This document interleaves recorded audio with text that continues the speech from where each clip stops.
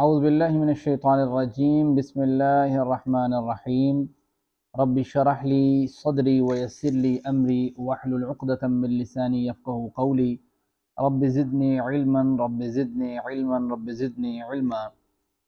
अल्लाह ताला की तौफ़ीक़ ख़ास से आज हमारा लेक्चर नंबर 11 है और सीरीज़ हमारी चल रही है मिसकॉन्सेप्शंस अबाउट इस्लाम से रिलेटेड। यानी हमारी कोशिश ये है कि इस्लाम के मामले में जो फैलाई हुई बदगुमानियाँ हैं उनका ज़रा अहाता करें और उसकी हकीकत को जान सकें। और मैं हमेशा से ये बात कहता आ रहा हूँ कि हमारे जो असल ऑडियंस है जिसको हम कैप्चर करना चाहते हैं वो हमारी यूथ है, चूँकि दौर जदीद के जो फ़िक्री और अमली या इल्मी जितने भी चैलेंजेस हैं उसको जिस कदर करीब से हमारी यूथ देख रही है उस कदर करीब से हमारे बाकी जो लोग हैं, जो हमारे बुज़ुर्ग हैं, वो नहीं देख रहे। यानी वो उनकी डोमेन में नहीं आ रहा, वो उसको न 2 में लेते हैं न 4 में लेते हैं। लेकिन इसके सही जो असरात मुरत्तब होते हैं वो हमारी नौजवान क़यादत के ऊपर होते हैं, क्योंकि इस वक्त दौर साइंस का, टेक्नोलॉजी का दौर है और इस वक्त दौर जो है वो आपको पता है कि रैशनली, अक़ली और नकली दलाइल को डिस्कस करने का दौर है। तो लोग हर चीज़ को, उसकी पैमाइश को इसी तरीके से कर रहे हैं। ताहिर वली भाई स्पीक अपना माइक, अपना जो है ना वो कैमरा ऑन करने की तो अलाउ किसी को भी नहीं किया। तो ये काइंडली आप अपना कैमरा ऑफ ही रखें, बल्कि मैं यहाँ से आप सब लोगों का कैमरा तो पहले ऑफ करूँ ना। ये लें, फ़ी अमानिल्लाह और कैमरा। अच्छा, तो बात इस तरह है कि दौर जदीद का गोया जो इफ़ेक्ट पड़ रहा है, जिस उसकी फ़िक्री, अमली और इल्मी जो असरात मुरतब हो रहे हैं, उसकी सबसे बड़ी मुतासिर जो डोमेन है वो यूथ की डोमेन है। उसके ऊपर वर्कआउट करने की ज़रूरत है और वो अल्लाह ताला की तौफ़ीक़ से हम ये चाहते हैं, मेरी ज़ाती तौर पे ये कोशिश और काविश है कि मैं नहीं समझता कि हम बहुत बड़ी कंट्रीब्यूशन कर रहे हैं, लेकिन कुछ ना होने से कुछ होना बेहतर है। जितनी को हम कंट्रीब्यूशन कर सकते हैं अपने महदूद वसाइल के अंदर, वो हम करने की कोशिश कर रहे हैं। और हमारी ख्वाहिश भी यही है कि हमारे से अटैच हर एक शख्स जो है वो इस चीज़ के दर्द को समझे और वो समझे कि इस दौर में किस कदर जो है ना वो अफरा तफरी, किस कदर जो है वो चालाकियाँ, किस कदर जो है वो बदगुमानियाँ, किस कदर जो है वो फ़िक्री नज़रियात की तब्दीली, किस कदर जो है वो मगरब की यलगार, किस कदर जो है वो बेहया मुआशरे के क़याम की तरफ उठने वाले अक़दाम, किस कदर मुआशरती और मुआशी सिस्टम को तबाह करने के लिए फैलाई गई साजिशें और किस कदर जाल बुने गए हैं कि जिसको समझना एक आम बंदे की बस की बात भी नहीं रहा। इसलिए इस चीज़ का एहसास हम सब पैदा करें और कहते हैं कि 1 और 1 2 की बजाय 11 बनते हैं, समझते हैं कि 1 के आगे जब 1 लगता है तो 11 बनते हैं। हमारी भी कोशिश ये है कि आप सब लोग मिल के कम से कम इस पैगाम को, इस बात को, इस सेशन के असल मुद्दे को बाकी लोगों तक पहुंचा सकते हैं। मैंने आपसे ये बात कही थी कि आप लोग अपने जो डोमेन के लोग हैं, अपने सर्कल के जो लोग हैं, उनको आप इस सेशन में ऐड करवा सकते हैं और किसी टाइम भी करवा सकते हैं। उसकी रीज़न ये है कि पिछले सेशन का इस सेशन के साथ ताल्लुक़ भी नहीं है ज़्यादा ना। यानी पिछला टॉपिक बिल्कुल चेंज था और वो था एंटरटेनमेंट इन इस्लाम, और आज का टॉपिक बिल्कुल डिफरेंट है। तो गोया जिसने पिछला लेक्चर नहीं लिया उसको आज के लेक्चर समझने में कोई मसला नहीं है। तो इस वजह से ये कोई बारब्त जो है वो जोड़ नहीं है। ये है कि कोई 1 2 4 चीज़ें जो हमारे अलग अलग सेशंस के अलग अलग टॉपिक्स हैं, किसी ना किसी लिहाज से उस तक पहुंचेंगी ना, तो ये हमारी कंट्रीब्यूशन है। यानी मैं अपनी ज़ाती कंट्रीब्यूशन करने के लिए तैयार हूँ, लेकिन आप में से मैंने ये देखा है कि मुझे जो रिस्पॉन्स मिला है वो इंतहाई समझे कि जिसको कहते हैं ना अनडिस्क्राइबेबल, बयान करने के काबिल नहीं है। वो रिस्पॉन्स आपका ऐसा है कि जिसको कहते हैं ना करंट होना, किसी के अंदर पोटेंशियल होना। वो करंट नहीं है कि बंदे को एहसास हो इस चीज़ का कि यार एक ऐसी पॉजिटिव चीज़ को मैं तो समझने के लिए बैठा हूँ, लेकिन मेरे साथ अटैच लोग इसमें इन्वॉल्व ना हो, बेशक इल्मी तौर पे, अमली तौर पे, माली तौर पे, किसी लिहाज में भी। खैर, ये तमहीदी कुछ बातें थी जिसको कहते हैं ना कि कुछ दुख था जो मैंने आपके सामने रख दिया शायद। चलें, बिस्मिल्लाहिर्रहमानिर्रहीम, आज के टॉपिक की तरफ आते हैं। आज का टॉपिक यकीनन आप सब के लिए बहुत कीमती होने वाला है। उसकी रीज़न ये है, ये मोस्ट अटैच टॉपिक है, मोस्ट इंटरेस्ट टॉपिक है, ख़ास तौर पे इस एज में, जिस एज की सामीन मेरे सामने इस वक्त बैठी है। और ये टॉपिक ये है कि शादी के मामले में मर्द और औरत के इख्तियारात क्या हैं, और जो जबरन निकाह की सूरत हाल है उसमें मौक़िफ़ इस्लाम का, कुरान सुन्ना का क्या है, इसको समझना इंतहाई कीमती और ज़रूरी बात है।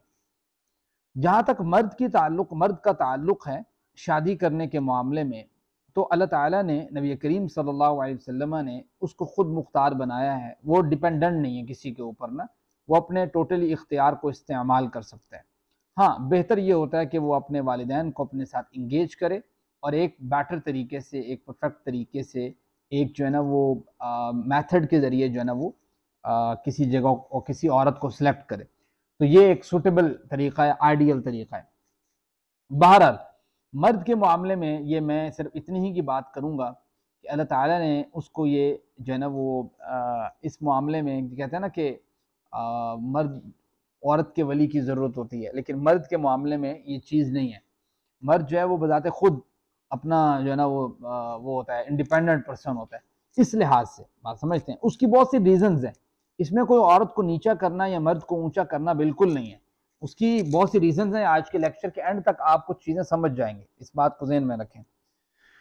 तो इस्लाम से पहले की सूरत हाल आप देखेंगे और इस्लाम के बाद की सूरत हाल देखेंगे तो आपको बड़ा चेंज नज़र आएगा। लेकिन अगर आप कहेंगे कि कोई आज के दौर में फैलाई हुई और मगरिब का झूठा नारा फैलाया हुआ, बात समझते हैं, जो ये है कि हम इक्वल राइट्स चाहते हैं, यानी हम चाहते हैं कि जो आप मर्द को दें वो आप औरत को दें। हाउ इट इज़ पॉसिबल भाई, बात समझते हैं।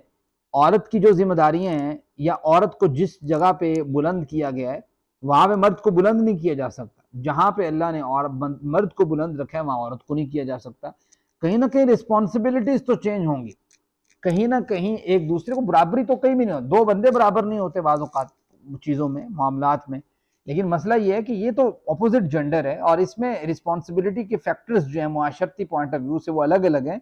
तो कहीं ना कहीं कोई ना कोई चीज़ को आपको जो है ना वो कंप्रोमाइज़ करना पड़ता है, देखना पड़ता है, मैनेज करना पड़ता है। तो गोया इस बात को आप समझें कि मर्द को अल्लाह ताला ने इख्तियार दिया है इंडिपेंडेंटली तौर पे कि वो बाइख्तियार है अपना निकाह करने के मामले में।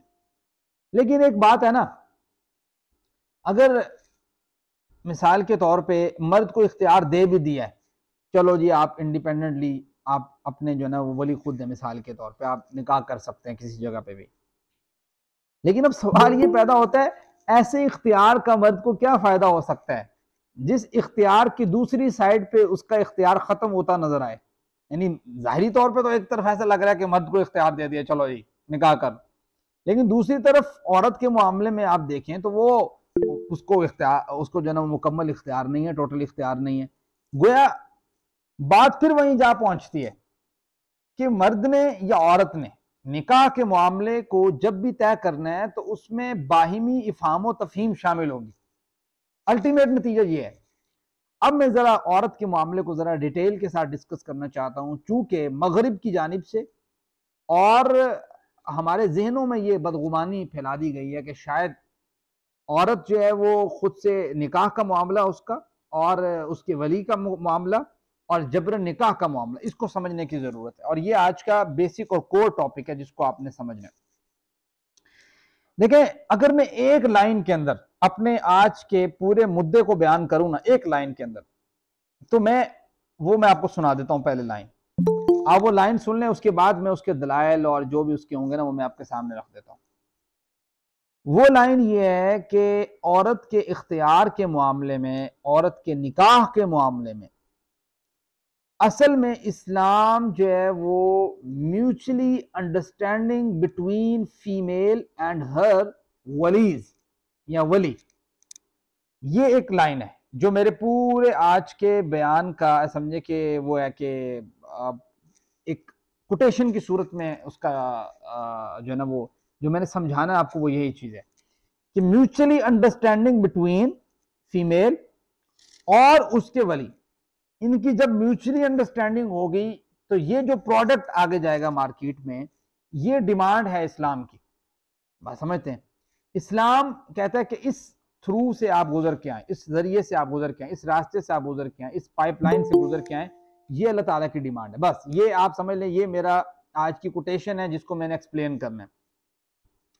अब जरा आ जाएं औरत के मामले में, क्या लड़की की इजाजत के बगैर जो निकाह है वो जायज है? सवाल मैं रख रहा हूं आपके सामने। इस बात को समझने के लिए हमें जाहिरी बात है कुछ कुरान और सुन्ना के दलाइल को सामने रखना होगा। बुखारी में हदीस नंबर 5136 है, सही मुस्लिम की हदीस नंबर 64 है। जनाब अबू हुरैरा इस हदीस के रावी हैं और फरमाते हैं कि नबी करीम सल्लल्लाहु अलैहि वसल्लम ने फरमाया, ला तुनकहुल अय्यिमु हत्ता तुस्तअमर, कि आप निकाह नहीं कर सकते किसी ऐसी औरत का जो है ना वो बाकिरा है, उसका आप निकाह नहीं कर सकते यहां तक कि आप उससे इजाजत न तलब कर लें। ठीक है। और दूसरी बात यह कही, वला तुनकहुल बिक्रु हत्ता तुस्तअज़न, अगर कोई बाकरा औरत है तो उससे आप इजाजत लेंगे। अगर बिलफर्ज कोई जो है ना वो दूसरी औरत है जिसको कहते हैं कि बेवा औरत है, तो उससे भी आप इजाजत लेंगे। यानी उनका निकाह उनका वली बगैर उनसे पूछे नहीं कर सकता। थोड़ा सा फर्क ये है जिसको मुफस्सिरीन ने इस तरह बयान किया है, और बल्कि हदीस मुबारक में आता है कि वकैफ़ इज़्नुहा, अल्लाह के रसूल उसकी इजाज़त तलब करने से क्या मुराद है, कैसे उससे इजाज़त ली जाएगी एक औरत से? तो नबी करीम सल्लल्लाहु अलैहि वसल्लम ने उसके जवाब में कहा, अनतस्कुत, अगर औरत खामोश हो जाए तो वही उसकी हाँ है। तो गोया पता ही लगा, इसको थोड़ा सा फर्क आप समझ लें। एक बेवा, उसके निकाह के मामले में अगरचे वली उसके ऊपर होगा, लेकिन उसके निकाह के मामले में जब तक बेवा औरत बोल के ना कह दे कि भाई ठीक है, तब तक उसकी बात का कोई रद्द अमल, उसका सुकूत नहीं लिया जाएगा, वो खामोश बैठी। हाँ, सुकूत किसका लिया जाएगा? एक बाकरा यानी ऐसी औरत जिसका निकाह नहीं हुआ, जो बिल्कुल अभी लड़की है और वो निकाह करना चाहती है और उसका निकाह करना चाहते हैं उसके वली, तो उस टाइम जो है वो उसके वली उससे इजाजत तलब लेंगे, यानी उससे पूछेंगे कि भाई आपको यहाँ इस जगह हम आपका निकाह करने लगे हैं, आप जो ना वो इस चीज़ के लिए रजामंद हैं। अगर वो औरत उस वक्त खामोश हो जाती है तो ये खामोशी उसकी इजाज़त है। आप समझते हैं? ये खामोशी क्या है? उसकी इजाज़त है। इसलिए इस बात को जहन में रख लें। यार ये जो दरमियान में बार बार ज्वाइन करते हैं ना, मेरे लिए मसला बन जाता है, सारा फ्लो टूट जाता है। इसलिए मैं कहता हूँ कि होस्ट कोई और किया करे। वॉलंटियरली कोई तैयार ही नहीं होता कि होस्ट कम से कम वॉलंटियरली होस्ट एक बंदा करे ताकि वो ज्वाइन करता रहे बाकी लोगों को। तो मैं जब बार बार इसको करता हूँ, ऑटो लगा हुआ है फिर भी वो सही ऑटो काम नहीं करता। चलें, इस बात को आप समझें कि इजाजत के मामले में एक दो चीजों को समझना बहुत जरूरी है। नंबर वन, कि इजाजत कब ली जाएगी, एक ये चीज समझना बहुत जरूरी है। बाज लोग ये समझते हैं कि इजाजत हम तब लेंगे या इजाजत का टाइम वो है कि जब बिल्कुल बारात आके बैठी हुई है और अब जो है वो निकाह का मसला है, अब औरत को जो है ना वो सिग्नेचर करवाने हैं या औरत से पूछना, हाँ भाई तुझे कबूल है या नहीं, या मर्द से पूछना तुझे कबूल है या नहीं।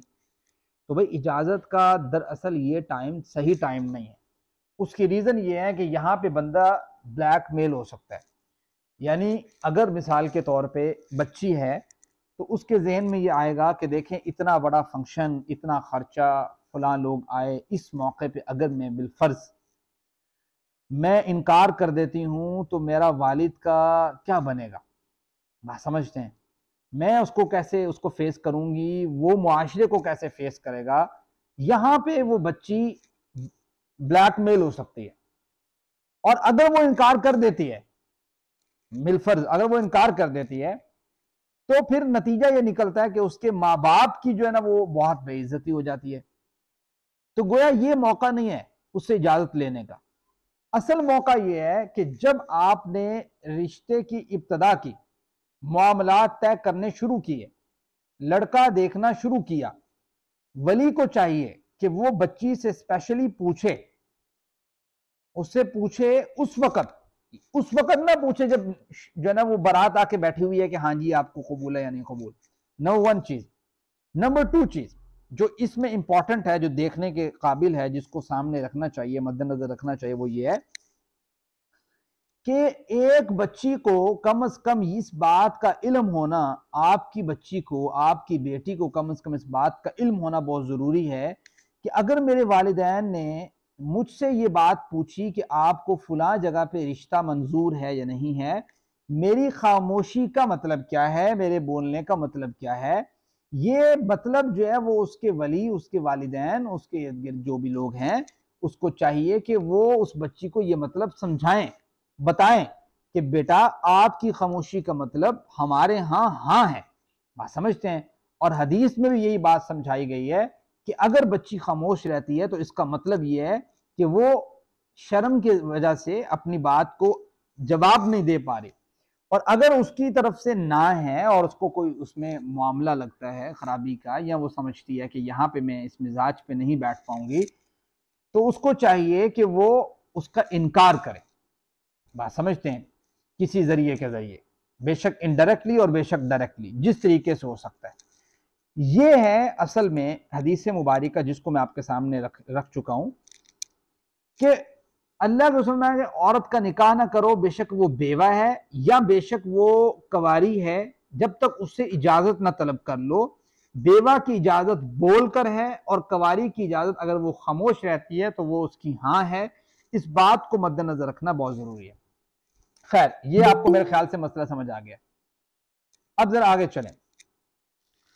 अगर बिलफर्ज अगर इजाजत के बगैर किसी ने निकाह कर दिया अपनी बेटियों का या बेटी का किसी जगह के अंदर, और बेटी को वो शख्स पसंद नहीं है और निकाह जबरदस्ती कर दिया गया है, अब ये बताएं कि इसका हल क्या है? वो निकाह कबूल है या मरदूद है? यानी कि जब काजी के पास मसला लाया जाएगा और काजी के पास क्लेम करेगी एक औरत के मेरे वालिद ने जो कि मेरे वली हैं, या मेरे भाई जो कि मेरे वली हैं, उन्होंने मेरा इस मर्द के साथ ज़बरदस्ती निकाह कर दिया है और मैं इसके लिए राज़ी नहीं थी, तो मैं ये चाहती हूँ कि मैं इससे खुला चाहती हूँ या मैं अलग अलग होना चाहती हूँ, या काजी को पता लगता है ऐसा केस जो है ना वो मौजूद है कि औरत ने जो है ना वो चाहती नहीं थी, उसके खावन ने सॉरी उसके वालिद ने जो है ना वो ज़बरदस्ती जबरन निकाह कर दिया उसका, तो इस्लामिक पर्सपेक्टिव इसके मामले में क्या है? इस मामले में इस्लामिक पर्सपेक्टिव को समझने के लिए दो हदीस मुबारक आप समझ लें। नंबर वन हदीस बेवा के मुतालिक और नंबर टू हदीस कवारी के मुतालिक, यानी ताकि आपको पता हो कि दोनों मसलों में कि अगर उसके वली बगैर इजाजत के निकाह कर देते हैं उसका, दोनों मामले में क्या होगा। अगर बिलफर्ज वो औरत बेवा है, बुखारी में आता है 5138 में कि खनसा बिनते खुदाम अंसारी रज़ी अल्लाह अन्हा इनके वालिद ने निकाह कर दिया, तब वो बेवा थी ना, यानी उनका खावन फोत हो गया था और उनका निकाह कर दिया उनके वालिद ने, और उन्हें ये निकाह पसंद नहीं था। बात समझते हैं? तो नबी करीम सल्लल्लाहु अलैहि वसल्लम के पास वो आई और अपना सारा किस्सा रखा, तो अल्लाह के वसल्लम ने फरद्दा निकाहा, बुखारी के हदीस है, अल्लाह के वसल्लम ने उसके निकाह को रद्द कर दिया, मरदूद कर दिया, फसख कर दिया। वो अगर अदालत तक कोई केस ऐसा पहुंचता है तो इस्लामिक पर्सपेक्टिव ये है कि अदालत उस केस का फैसला करेगी और वो उस औरत को उस मर्द से अलग कर देगी, उस निकाह को फसख कर देगी। ऐसे निकाह को इस्लामिक जुरिस्प्रूडेंस कह लें, और यहाँ इस्लामिक लॉ बिल्कुल नहीं मानता कि जो औरत की इजाजत के बगैर कर दिया जाए। आगे बढ़े। ये हो गया बेवा का केस जो मैंने आपके सामने रखा। अब जरा कवारी का केस सुन लें, और ये केस जो है मुस्नद अहमद में हदीस नंबर 2469, अबू दाऊद में 2096, इब्न माजा में 1880, यानी तीनों जगह पे जनाब इब्न अब्बास रज़ियल्लाहु अन्हुमा से मरवी है। कहते हैं कि अन्न जारियतन बिक्रम, कि एक लड़की जो कि कवारी थी, अततिन नबी सल्लल्लाहु अलैहि वसल्लम, अल्लाह के वसल्लम के पास आई, फज़करत अन्ना अबाहा ज़व्वजहा, उसने जिक्र किया कि मेरे अब्बा जान ने मेरा निकाह कर दिया है, वही अकारिहतुन, और वो उससे नफरत करती है, वो उस जो ना वो शख्स से उसकी कराहत है, वो उसको मतलब नहीं उसके साथ अटैचमेंट इतनी, और उसने उस वक्त भी शुरू से ये बात कही थी कि भाई मैं जो ना इसके साथ नहीं, उसके वालिद ने फिर भी जबरन कर दिया। तो अल्लाह के वसल्लम ने फ़ख़य्यरहन नबी, यहाँ पे अल्फाज आते हैं कि अल्लाह के वसल्लम ने उस औरत को इख्तियार दे दिया, कि आप चाहो तो इसके साथ रहो, आप न चाहो तो इसको छोड़ दो। बात समझते हैं? तो गोया इस्लामिक पर्सपेक्टिव इस बारे में, जब भी कोई काजी, मुनसफ, जज फैसला करेगा, वो यही है कि अगर वली की इजाजत के बगैर किसी कवारी का या बेवा का निकाह कर दिया गया तो उस निकाह को इस्लामिक जो लॉ है या समझे कि जो जज है, काजी है, वो उस निकाह को फसक करने का हक रखता है। आगे बढ़े। अब बाद औकात वली ये बात कह सकता है कि मैंने तो बड़ी साफ दिली के साथ जो है ना वो अपनी बच्ची के लिए बड़ी सूटेबल प्लेस के ऊपर जो है ना वो रिश्ता ढूंढा, लेकिन ये मेरी बच्ची जो है वो चूंकि समझदार नहीं है और इसलिए इसने जो है ना वो इस बात को नहीं माना, तो मैंने तो ठीक किया है। ये मतलब इस मामले में बाज़ों का ज़हन में ऐसे आता है ना कि यार अगर मिसाल के तौर पे बच्ची जो है ना वो नहीं मान रही और जो उसका वली है उसने तो बहुत अच्छी जगह तलाश की है, तो उस सूरत हाल में क्या होगा? वो निकाह करवा देता है, ठीक है, जबरन। तो उस सूरत हाल में क्या होगा? इसका एक वाक़या ये भी सुन लें आप ज़रा। ये वाक़या मुस्नद अहमद में मौजूद है 6136 नंबर पे, और इमाम हाकिम ने इसे जिक्र किया है, इमाम दारुक़ुतनी ने इसे जिक्र किया है। और ये वाक़या कुछ इस तरह है कि उस्मान बिन मज़ऊन जिनकी बीवी हैं खुवैला बिनते हकीम, हुआ इस तरह कि उस्मान बिन मज़ऊन जो है ये दुनिया से कूच कर गए, और उससे पहले इन्होंने अपने भाई कदामा बिन मज़ऊन से ये बात कही कि देखो मेरे घर की सरबराही आप कीजिएगा, यानी चचा के अंडर आ गई सरबराही। उस्मान बिन मज़ऊन के घर की सरबराही चचा के अंडर आ गई। उन्होंने कहा मेरी बेटी है, आप इसके सरबराह हैं, वली हैं। तो इस तरीके से उन्होंने बात की। तो हुआ इस तरह कि कदामा बिन मज़ऊन ने यानी अपने भाई की जो बेटी थी उसके लिए रिश्ता जो ढूंढा वो अब्दुल्ला इब्ने उमर रज़ियल्लाहु अन्हु। आप सोचिए कितना अजीम रिश्ता है कि उमर फारूक रज़ियल्लाहु ताला अन्हु का बेटा अब्दुल्ला इब्ने उमर। और आपको पता है कि रावियान हदीस में एक नाम है उनका कि जो कसरत रवायत को जिक्र करने वाले लोग हैं, और फ़क़ी सहाबा इकराम में शामिल अब्दुल्ला इब्ने उमर। अब्दुल्ला इब्ने उमर जो है ना उनके बारे में उस्मान बिन मज़ऊन की बेटी का जो मामला था, जो उनके भाई कुदामा बिन मज़ऊन ने बात की कि भाई मैं इसका निकाह ना अब्दुल्ला इब्ने उमर से कर देती हूँ। लेकिन हुआ इस तरह कि वो बेटी और उसकी माँ ये चाहती थी कि निकाह जो है ना वो मुगीरा बिन शोबा के साथ, वो भी सहाबी रसूल है। अब हुआ इस तरह कि ये सारा केस जो है वो मामला बना, और ये मामला बारगाह नबी करीम सल्लल्लाहु अलैहि वसल्लम के सामने हाजिर हो गया कि ये इस तरह मामला है। और जनाबे उस्मान बिन मज़ऊन के भाई कदामा बिन मज़ऊन जो हैं उन्होंने अपना मौक़िफ़ रखा अल्लाह के वसल्लम के सामने और कहा या रसूल अल्लाह इब्नतु अखी औसा बिहा इलैया, मेरे भाई ने मुझे अपनी बेटी के बारे में जो है ना वो वसी बनाया था, मुझे वली बनाया था। फ़ज़व्वजतुहा इब्नु अम्मतिहा, मैंने अपने जो है ना वो समझे कि चचाजाद के साथ, चचाजाद जो है ना वो यानी कि भतीजे थे ऐसा समझ लें, उसके यानी अब्दुल्ला इब्ने उमर, उनके साथ मैंने इनका निकाह करना चाहा, निकाह किया। फलम उक़स्सिरु बिहा फ़िस सलाही वला फ़िल कफ़ाई, मैंने कोई कसर नहीं छोड़ी अल्लाह के रसूल कि इसके लिए मैं कोई आला और इसके कुफ यानी इसकी बराबरी का कोई रिश्ता तलाश करूं। मैंने इसकी कोई कसर नहीं छोड़ी, मैंने अपने दिल से सही जो है फैसला किया। वलाकिन्नहा इमरातुन, लेकिन चूंकि ये औरत है, व इन्नमा हत्तत इला हवा उम्मीहा, और इसकी अम्मी जो है वो उसकी भी एक ख्वाहिश है, वो अपनी अम्मी की ख्वाहिश पे लग गई है। नबी करीम सल्लल्लाहु अलैहि वसल्लम ने उस मौके पर कहा ही यतीमतुन, देखो ये उसका पिछला जो स्टेटस था उसके मुताबिक बात की जाएगी, वो यतीम थी ना, कहा देखो वो यतीम है। वला तुनकहु इल्ला बिइज़्निहा, उसकी इजाजत के बगैर तुम निकाह नहीं कर सकते। तो पता क्या लगा इस केस में, जो मैंने भी आपके सामने केस रखा है, ये केस ऐसा केस है कि जिसके अंदर कुदामा बिन मज़ऊन ने अपनी पूरी अच्छी नीयत के साथ निकाह किया, लेकिन चूंकि बेटी, अपने भाई की बेटी जो थी उनकी, वो राजी नहीं थी उस निकाह के ऊपर, तो जबरन निकाह हो गया और नबी करीम सल्लल्लाहु अलैहि वसल्लम ने उस पर भी इख्तियार दे दिया और निकाह को उसमें ख़त्म कर दिया। तो ये बात समझ आती है कि भाई इस बात को ज़हन नशीं रखें तमाम जो वली हैं कि बेटी की इजाजत की इंपॉर्टेंस जो है वो ज्यादा है। आप समझते हैं, बेटी की इजाजत की इंपॉर्टेंस है, लेकिन अब जो बात है वो अब तक की गई बात से ज्यादा इंपॉर्टेंट है। जो मैं बताने लगा हूं वो ये है कि सिर्फ बेटी की इजाजत की इंपॉर्टेंस नहीं है, बल्कि इसमें बेटी की इजाजत के साथ साथ उसके वली की इजाजत की पैरेलल में उतनी ही इंपॉर्टेंस है। ये बात आप जरा समझें। जो मैंने आपको कहा था कि औरत का मामला म्यूचुअली अंडरस्टैंडिंग का मामला है, कि वो अपने वली के साथ आपस में इफ़हाम व तफहीम के मामले में जिस एक स्टेटस के ऊपर मुत्तफिक हो जाएं, इस एक शख्स के ऊपर मुत्तफिक हो जाएं, ये आइडियल सिस्टम है कि यहां निकाह किया जाए उसका, उस औरत का, उस लड़की का। ठीक है, अब जरा आगे बढ़े। वली की इजाजत के मुतालिक जरा थोड़ी सी बात डिटेल में हो जाए। मेरे ख्याल से ये बड़ी इंपॉर्टेंट बात है कि वली की जो इजाजत है ये बड़ी इंपॉर्टेंट है। जिस कदर इंपॉर्टेंस मैंने आपको भी बताई है ना कि एक लड़की की इजाजत की इंपॉर्टेंस कितनी है, उसी दर्जे की इंपॉर्टेंस है वली की इजाजत। अगर आप इस बात को नहीं समझ रहे जो मैं बात कर रहा हूं, और इस बात को आप जो है ना वो सच ना समझ रहे हो, शायद किसी के जहन में हो कि यार नहीं इतनी इंपॉर्टेंस नहीं होगी, दोनों की बराबर नहीं होगी, तो मैं इसलिए एग्जैक्टली उसी स्ट्रॉन्ग पॉइंट्स के साथ डिस्कस करना चाहता हूं, जिस स्ट्रॉन्ग पॉइंट्स के साथ मैंने आपके सामने ये बात रखी है कि एक बच्ची की इजाजत की इंपॉर्टेंस कितनी है।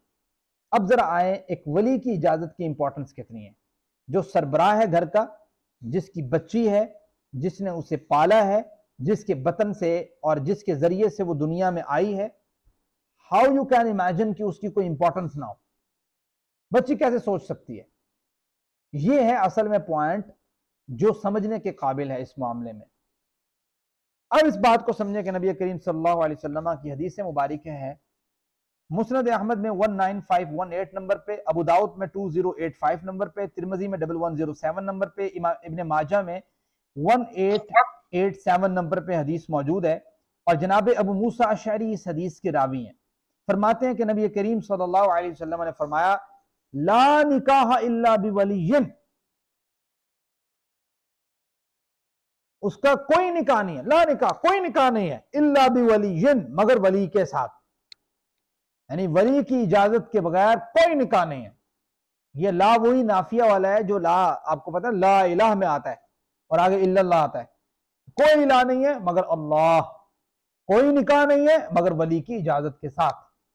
तो गोया इंपॉर्टेंस आपके सामने आ गई।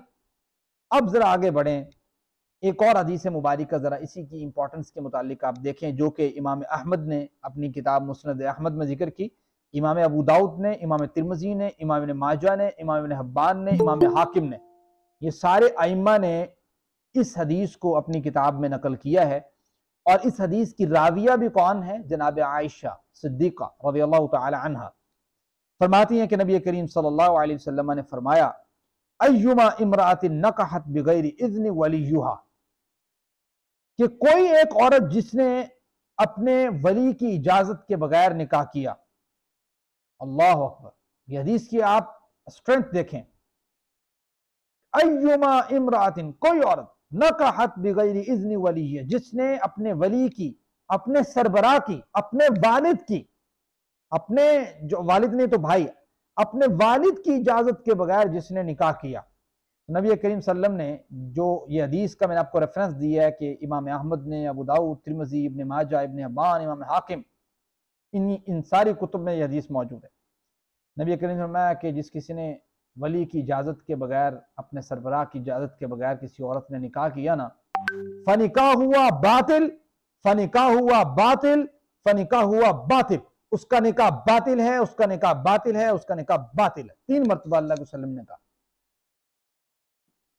अब आपको समझ आ रही होगी कि मैंने जो एक कोटेशन आपको दी है कि म्यूचुअली अंडरस्टैंडिंग बिटवीन फीमेल और साथ उसके वली, दोनों की अगर अंडरस्टैंडिंग हो गई एक शख्स के ऊपर, दोनों ने एक दूसरे को कायल कर लिया, देन जो सोल्यूशन निकाला है ना, ये असल में डिमांडिंग सोल्यूशन है। ये वही है जिसको कहते हैं ना, आप में से ये ऑपरेशंस किसने पढ़े हुए हैं, एंड ऑपरेशन, और ऑपरेशन, नॉट ऑपरेशन पढ़े हुए किसी ने? यस। अब ये जो एंड ऑपरेशन है, इसमें होता ये है ना कि अगर आपको पता हो कि एंड ऑपरेशन में कि जब तक दोनों चीजें दुरुस्त ना हो जाए तब तक जवाब दुरुस्त नहीं आएगा। यानी 1 1 = 1, 1 0 = 0, 0 1 = 0, 0 0 = 0, यही होता है जी एंड ऑपरेशन। तो आप ये समझ लें कि ये जो औरत का मामला है ना निकाह के मामले में, that is like a and operation which is arithmetic operation in language of computer. तो कंप्यूटर की लैंग्वेज में जो आप एंड ऑपरेशन पढ़ते हैं ना, एग्जैक्टली ये चीज अगर आपके जहन में है तो आपको पता लग जाएगा कि इस मामले में आपकी भी उतनी ही कदर है जितनी कदर आपके वालिदैन की इजाजत की है, और वालिदैन की इजाजत की भी उतनी ही कदर है, वालिदैन की चॉइस की भी उतनी कदर है जितनी चॉइस की कदर जो है वो उसकी बेटी की है।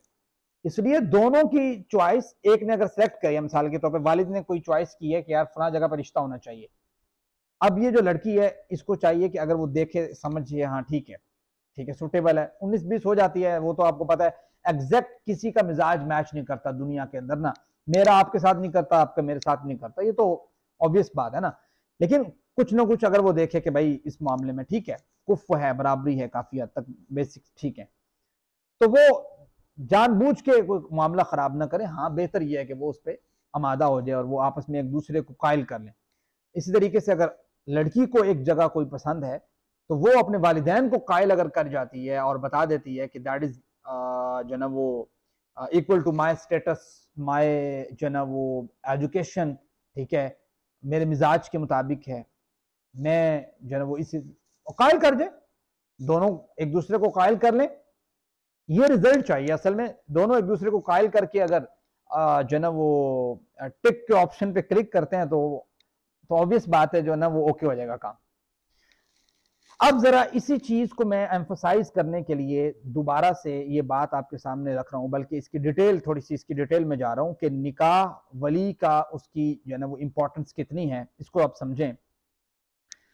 मैंने आपको कहा था कि अगर औरत की इजाजत के बगैर निकाह कर दिया जाए, वली उसकी जबरन निकाह कर दे, तो मैंने आपको दो हदीसें सुनाई बेसिक, एक बेवा की और एक कवारी औरत की, कि जिनका निकाह हुआ बातिल करार दे दिया गया। अब बिलफर्ज मैंने आपको कहा कि जितना स्टेटस आपकी चॉइस का है ना उतना स्टेटस ही आपकी वली की चॉइस का है, इस वजह से मैंने बिल्कुल एग्जैक्ट उसी जो है ना वो पिराए में बात करने की कोशिश कर रहा हूं कि अगर वली की इजाजत के बगैर कोई औरत किसी जगह पे निकाह कर लेती है, ऐसे निकाह को हम क्या कहें? ये जो है ना वो जा जाके कोर्ट मैरिज में भाग भाग के निकाह करती हैं औरतें, या उधर से भाग के उधर उसको वो जो ना वो उधर जाके निकाह कर लिया, उधर से निकाह कर लिया, वो मुझे पसंद है तो ये पसंद है। अगर किसी ने ऐसा किया, क्या हुक्म है उसका? यानी वली से कोई इजाजत नहीं है, उसका जो बाप था जिसने उसे पाला और जो उसको जो है ना जिसके वतन से वो आई है, जो माँ है, और जिसने एक एक जो है ना वो उसकी दुख तकलीफ सारी चीजों को बर्दाश्त किया है, उसकी राय की कोई इंपॉर्टेंस ही नहीं है। उसने कहा जी मैं तो बड़ी अक्लमंद हो गई हूं और मैं जाके भाग के निकाह कर लेती हूँ, तो ये निकाह की क्या हैसियत है? अब जरा इस चीज को आप समझें। मैं इसी चीज को बयान करने के लिए मैं एक दो हदीसें आपके सामने रख देता हूं। मुसन्नफ अब्दुल रज़ाक हदीस की बुक है, इसकी हदीस नंबर 10486, और मुसन्नफ इब्ने अबी शैबा हदीस की बुक है। इन दोनों में एक वाकया नकल है जो कि जनाब इकरमा बिन खालिद, जो कि शायद ताबी हैं, उन्होंने बयान किया है, और ये दौर जो है वो जनाब उमर रज़ी अल्लाह तआला अन्हु का दौर था जिसमें यह वाकया पेश आया है। कहते कि रास्ते में एक काफिला था, काफिले में हुआ इस तरह की एक बेवा औरत ने वली की इजाजत के बगैर अपने मामला किसी और के सुपुर्द करके उसको अपना वली मुकर्रर करके निकाह कर लिया। जनाब उमर रज़ी अल्लाह तआला अन्हु को खबर हुई कि एक औरत ने ऐसा काम किया है। उमर रज़ी अल्लाह तआला अन्हु के पास वो केस पहुंचा तो उन्होंने निकाह करने वाला और करवाने वाला, जो झूठा बना हुआ था ना वली, वो और जो निकाह करने वाला था जिसने उस औरत से निकाह किया, दोनों को कोड़े लगवाए, अब तो आ रही ऐसी तैसी, ठीक है, और उनके निकाह को खत्म कर दिया कि भाई तुम्हें इस चीज का एहसास ही नहीं है कि तुम्हारे वालिदैन की कोई इंपॉर्टेंस नहीं है, तुम हो कौन, कल के पैदा, तुम अपने वालिदैन की, तुम्हारे तुम्हें तो राय की कोई इंपॉर्टेंस नहीं है, तुम जो है ना वो आज यहाँ से उठते हो और तुम जो 2-4 मीडिया की बातें सुनते हो और तुम निकल जाते हो घर से, तुम कहते हो जी मैं जो उसके साथ भाग के निकाह कर लूंगी। ये कौन सा तुमने सीख लिया, कहाँ से तुमने लर्न कर लिया, कौन सा कल्चर है जो तुम अडॉप्ट करना चाहती हो। तो ये चीज है कि जनाब उमर रज़ियल्लाहु तआला अन्हु का एक्शन आपने देख लिया इस मामले में। और सुन लें इसी मामले में दूसरे हदीस मुसन्नफ अब्दुल रज़्ज़ाक में 10486 नंबर पे मौजूद है और इसके रावी जनाब अबू हुरैरा है रज़ियल्लाहु तआला अन्हु। फरमाते हैं कि ला तुनकिहुल मरअतु नफ्सहा, औरत जो है ला तुनकिहु, ना तुम ना निकाह किए करे अलमरअतु औरत नफ्सहा बजाते खुद, मैं इंडिपेंडेंट, मैं खुद निकाह करूंगी मैं। अच्छा मर्द को भी अगर अलाउ किया ना अल्लाह ताला ने, तो ऑब्वियस बात है किससे मर्द ने शादी किससे करनी है, औरत से करनी है ना। तो जाहिर बात है औरत जब तक एक जो है ना वो तरीके के साथ जो है ना वो नहीं होगा निकाह, और उसका वली मौजूद नहीं होगा, वली के साथ अमादगी नहीं होगी, औरत की अमादगी नहीं होगी, लोगों के दरमियान बैठ के निकाह नहीं होगा, गवाहान की मौजूदगी में नहीं होगा, एक प्रोटोकॉल नहीं होगा। तो ये आप मुझे बताएं कि फहाशी और हयादार मुआशरे के दरमियान जो एक लकीर है, एक जो आड़ है, वो कैसे कायम होगी अगर आप सबको मादर पितर आजादी दे दें और आप कहें ठीक है जेड़ी लड़की तुम पसंद आती है भजा लो, ठीक है, और औरत समझे, लड़की समझे कि जेड़ा बंदा मैंने पसंद आता उन्होंने भजा लूंगा। तो ये अगर आपने कर लिया तो बाहया और बेहया मुआशरे का फर्क क्या रहेगा? यानी कैसे पता लगेगा यार ये जो बंदा है, ये जिस औरत के साथ जा रहा है, ये औरत जो है ना वो उसके निकाह में है। बाहया मुआशरे की निशानी है और बेहया मुआशरे की निशानी। मैं एक बाद औकात मैं आपको एक बात बताऊं, मैं पिछले दिन एक पढ़ रहा था, एक आई थिंक शायद मगरिब के कोई जो सियासतदान के बारे में, तो उसने वो राइट आउट किया हुआ था, पता नहीं किस, उसने दुख से बात लिखी हुई थी। तो उसने कहा कि मगरिब ने जो है ना वो अपने ख़ानदानी सिस्टम को तबाह कर लिया, और एक वक्त था कि आज़ादी आज़ादी जो है ना वो निस्वा से शुरू हुए, सॉरी आज़ादी कैसे का क्या नारा था शुरू में इनका, हाँ इनका नारा होता था ना कि हुकूक निस्वा से आज़ादी निस्वा, आज़ादी निस्वा से आज़ादी राय से जो है ना वो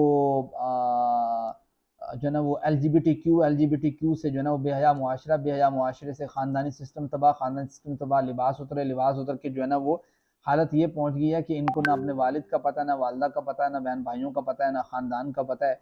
और औरत उसी तरीके से जो है ना वो डिस्टर्ब है, उसी तरीके से जो है ना वो उसके मामले ख़राब हैं। फिर कॉन्सेप्ट पूरा क्रिएट हुआ कि हाँ भाई जो है ना वो चाइल्ड जो है ना उनके लिए जो है ना वो हाउस होने चाहिए, बच्चों को वहाँ छोड़ के जाएं, उनकी ना तरबियत का कोई स्ट्रक्चर क्रिएट हो पाए, और इस तरीके से जो है ना वो वालिदैन बूढ़े हो जाएं, उनको घर में नहीं रखना, उनकी कोई इज़्ज़त नहीं है, उसकी कोई तौक़ीर नहीं है, उनको पकड़ के आप उठा के जो है ना वो ओल्ड हाउस में डाल दें।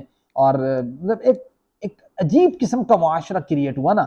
और फिर कुछ वहाँ के जो मुफक्किरीन हैं वो अब उठ रहे हैं, यानी वो एक दफ़ा अपने मुआशरे को नंगा करके अब दोबारा से कपड़े चढ़ाने की कोशिश कर रहे हैं, और एक दफ़ा अपने ख़ानदान को तबाह करके दोबारा से ख़ानदान को डेवलप करने की कोशिश कर रहे हैं।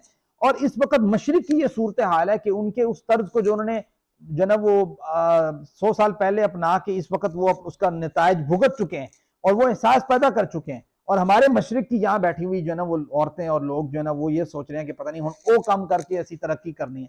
उन्होंने देख लिया जो नतीजा उन्होंने भुगत लिया इस बेहया मुआशरे का। बहरहाल आप इस हदीस मुबारक को सुने कि अबू हुरैरा रज़ियल्लाहु तआला अन्हु कहते हैं कि ला तुनकिहुल मरअतु नफ्सहा, की औरत, ये अबू हुरैरा का अपना मौक़िफ़ है रज़ियल्लाहु अन्हु, कहते हैं कि कोई औरत जो है वो अपने जो है ना वो नफ्स की चाहत से निकाह ना करे ऐसे कि भी मैं, क्योंकि फ़इन्न ज़ानियती तुनकहु नफ्सहा, जानी औरत जो होती है ना, बुरी औरत जो होती है वो अपनी चॉइस से निकाह करे, मैं सारी टोटली चॉइस मेरे पास, वो ऐसे करती है। बात समझते हैं। इसी तरीके से मुसन्नफ अब्दुल रज़्ज़ाक में ही 10481 में इब्ने अब्बास का इसी मामले के बारे में जो कौल है, यानी इब्ने अब्बास का जो मौक़िफ़ है वो आप जरा सुन लें। जनाब इब्ने अब्बास रज़ियल्लाहु अन्हुमा का कहते हैं अल बगाया अल्लाही यतज़व्वजना बिगैर वलिय्यिन, जो बागी औरतें हैं ना, बागी औरतें, वो कहते हैं कि ये वो औरतें होती हैं जो बगैर वली के निकाह करती हैं। यानी बागी औरतों की ये निशानी है कि वो वली की इजाजत के बगैर निकाह करते हैं किसी के साथ जाके। एक और हदीस भी सुन लें जरा, और ये वाकया जनाब उमर बिन अब्दुल अजीज के दौर का है। मेरी जो ना वो बैटरी भी बिल्कुल एंड पे पहुंच रही है, जल्दी से बात खत्म करते हैं। इमाम अब्दुल रज़्ज़ाक, मेरी बैटरी से मुराद लैपटॉप की बैटरी, ठीक है।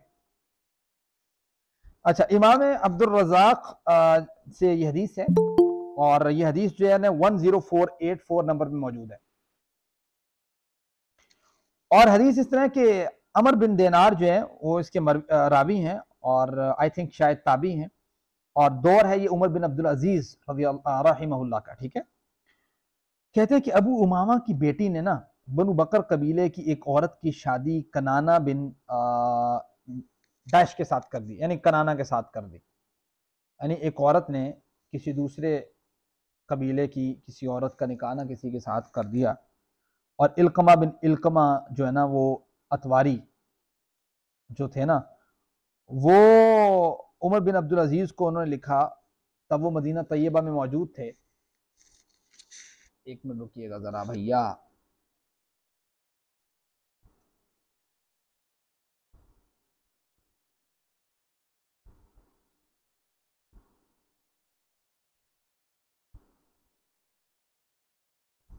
सही है जी, मैं ये बात बता रहा था कि एक औरत ने ना किसी के ऐसे निकाह करवा दिया किसी जगह पे ना, और हुआ इस तरह के अलकमा बिन अलकमा जो है अतवारी, उन्होंने उमर बिन अब्दुल अजीज को लिखा, और उमर बिन अब्दुल अजीज उस वक्त ना मदीना तैयबा में मौजूद थे। उन्होंने उनको लिखा, उन्होंने कहा बात इस तरह है कि इन्नी वलीयू हा, भाई मैं इसका वली हूँ, इस औरत का, और वह अन्नहा उनकी हद बगैर इज़्नी, और इसने मेरी इजाजत के बगैर निकाह कर लिया, इजाजत ही नहीं ली मुझसे। तो जनाब उमर बिन अब्दुल अजीज रहिमहुल्लाह फरद्दहु उमर, जनाब उमर बिन अब्दुल अजीज ने उसके निकाह को रद्द कर दिया। वक़द कान रजुल असाबहा, बात समझते हैं, हालांकि वो अपनी उस औरत के साथ सोबत कर चुका था, उसके बाद भी उसके निकाह को रद्द कर दिया कि भाई आपने तो अपने वली से इजाजत नहीं ली। तो गोया पता यह लगा सहाबा इकराम की जमात में जनाब उमर रज़ियल्लाहु तआला अन्हु से, जनाब अली से, अब्दुल्लाह इब्न अब्बास से, जनाब अबू हुरैरा से, और ताबीन की जमात में से सईद बिन मुसैयब से, हसन बसरी से, जनाब इमाम शुरैह से, इब्राहिम नखी से, उमर बिन अब्दुल अजीज से, सुफियान सौरी से, इमाम औज़ाई से, इमाम मालिक से, इमाम अब्दुल्लाह इब्न मुबारक से, इमाम शाफी से, इमाम अहमद से, इमाम इसहाक से ये मरवियात मौजूद हैं कि वो उनका मौक़िफ़ यही था कि वली की इजाज़त के बगैर निकाह नहीं हो सकता, पर निकाह हुआ बातिल। वो हदीस वाज़ेह है इस मामले में। और दूसरी तरफ जो है वो नबी करीम सल्लल्लाहु अलैहि वसल्लम की वो रवायात भी मौजूद हैं जिसमें ये बात फरमाई कि बेटी की इजाज़त के बगैर निकाह ना करो।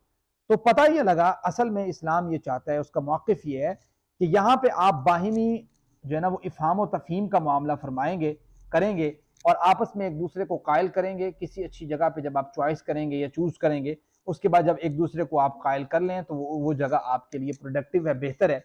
क्योंकि ऐसा होता है कि आप इस बात को ज़हन में रखें, जो आपके वली होते हैं वो आपकी कोई मुखालिफ नहीं होते, वो आपका बुरा नहीं चाह रहे होते, सही बात है, यही बात है। लेकिन ठीक है, औरत को भी चॉइस दी है उस मामले में। असल बात इसमें हिकमत जो पिन्हा नजर आती है वो ये है कि बेटी के हुकूक और मसाले का तहफ़्फ़ुज़ जो है वो उसके वली चाहते हैं।